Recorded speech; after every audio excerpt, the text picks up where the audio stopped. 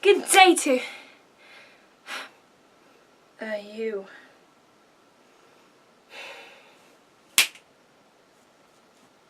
That's better. Good day to you, my fantastical weirdlings, and welcome to the Weird Vlog. Now I know this is only my second video, but I'm going to be talking about a rather serious subject. Anxiety. I have suffered from anxiety for as long as I can remember, and trust me, it's not fun. I really wanted to do this video because to this day I wish I had help from the very beginning. I only sought help for my anxiety this year, and only after I could no longer deal with it alone. I will say this now, I am not a doctor. If you're really struggling, please seek help. For general info, tryanxiety.org. They publish many articles and have a lot of advice on what medical options to take. For those of you in the UK, I'm going to leave links to IAPT and Mental Health Matters in the description. I've used them personally and they really help. Now, anxiety handling tip number 1. Caffeine. Caffeine is a stimulant. It works against the effect of adenosine, which is a neurotransmitter that dampens down brain activity. Thus, caffeine keeps us more awake. Enough with the boring, sciencey stuff.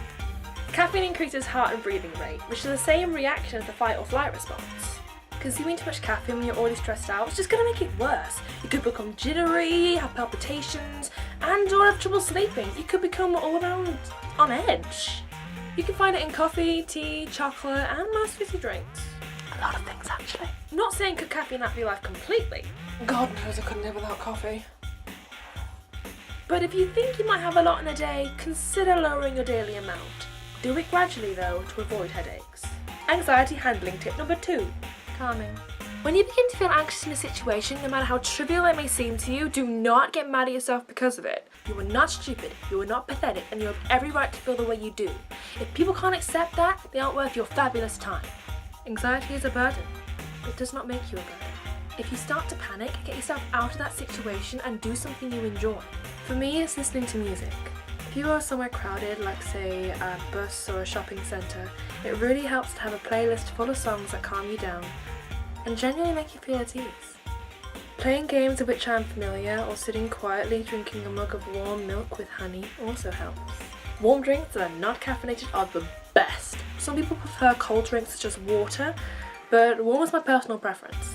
If you are unable to remove yourself from the situation, then there are 2 things that I would do. A. Make sure you're with someone you trust. Use them as a beacon. If they are there, you are safe. If anything happens to you, they will be there.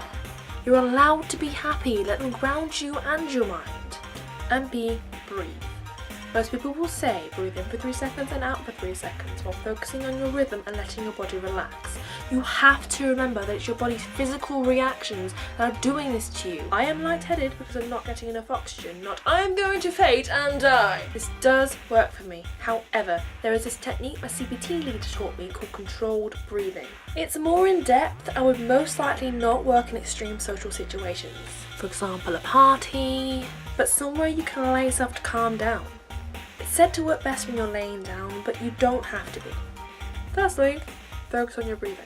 Place one hand on your chest and one hand on your stomach. Breathe in slowly through your nose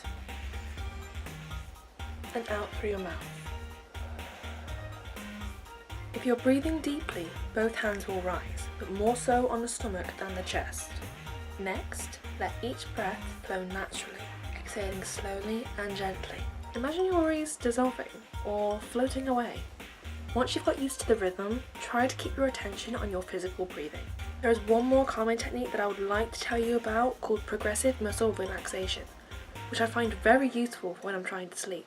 However, it's very hard to explain in simple steps, so I'll make sure to include it in the video description. Anxiety handling tip number 3.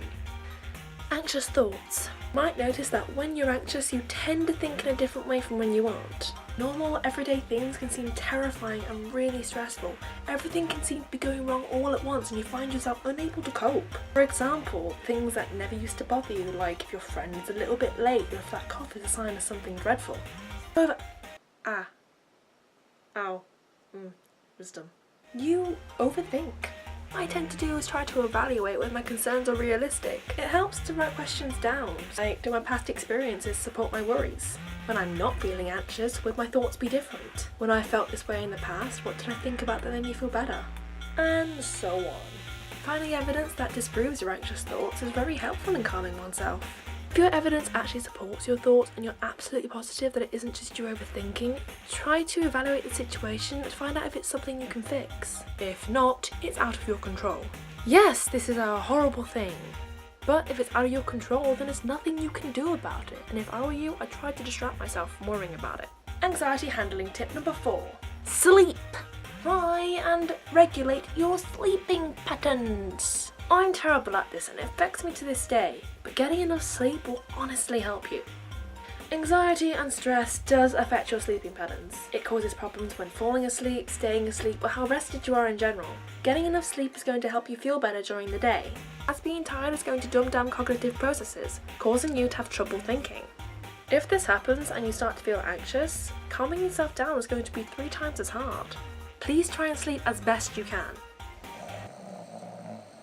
And finally, anxiety handling tip number 5. Exercise. Yes, the dreaded E word.